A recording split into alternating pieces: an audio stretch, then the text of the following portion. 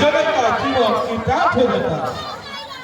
हे वीरेराज, अगर आपकी यही इच्छा है तो मैं जब तक आप नहीं कहिएगा तब तक मैं बारात वापस लेकर नहीं जाऊंगा। हे महाराज जनक, अब आप शोक को त्यागिए। जो विधि का विधान है वो तो होना ही है। अब शुभ मुहूर्त निकला जा रहा है। अब विलंब ना महाराज जनक, अब विलंब ना। महाराज, बड़ा से बड़ा जोगी, बड़ा से बड़ा शूरवीर भी उनकी वियोग के चोट को सहन नहीं कर सकता। अपने कलेजे के टुकड़े को निकाल दो, किसी को दे देना आसान है, परंतु बेटी की डोली घर से विदा करना बहुत कठिन है। हे महाराज जनक, आप उदास न हो। यह तो संसार का परंपरा है, यह तो आपको निभाना ही पड़ेगा। हे वीरेराज, आपने जिस तत्परता से, जिस सरलता से अयोध्या से आई हुई बारात का स्वागत किया है, वह इतिहास के पन्नों में स्वर्णिम अक्षरों से लिखा जाएगा। जब जब सेवा और सत्कार की चर्चा होगी तब तक मिथिला का नाम स्वर्ण अक्षरों से इतिहास के पन्नों में सर्वोपरि रहेगा। महाराज, अब आप शोक का त्याग करें और ये जो विधि का विधान है, बेटी पराये घर की धन होती है, अब उसे वापस भेजने की कृपा करें।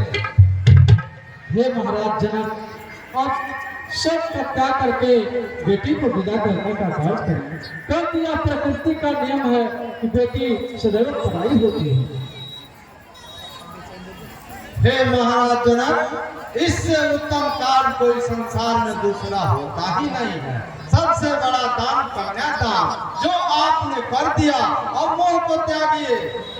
जो नियम है प्रकृति का उसका पालन करें। ठीक है अनुरोध। हे महाराज, मैं आपसे विनती करता हूँ, मेरी चारों पुत्रियों को अपने परिचय का समझकर अपने चरणों में हटा दीजिएगा। उनके भूल को क्षमा करते रहिएगा महाराज।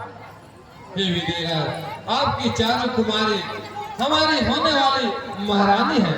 वे अयोध्या में उनके सेवा में हजारों दासियां लगी रहेंगी, उनके पांव कभी जमीन पर नहीं पड़े रहेंगे।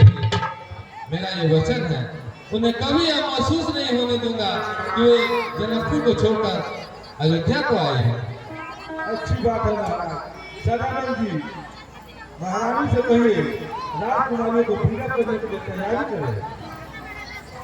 कैसी आज्ञा राजा? हाँ, हेलो,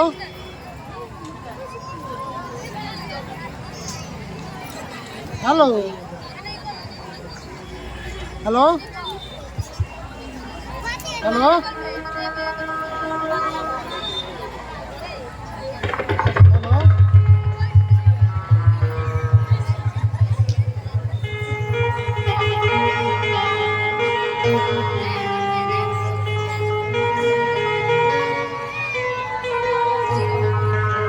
बेटिया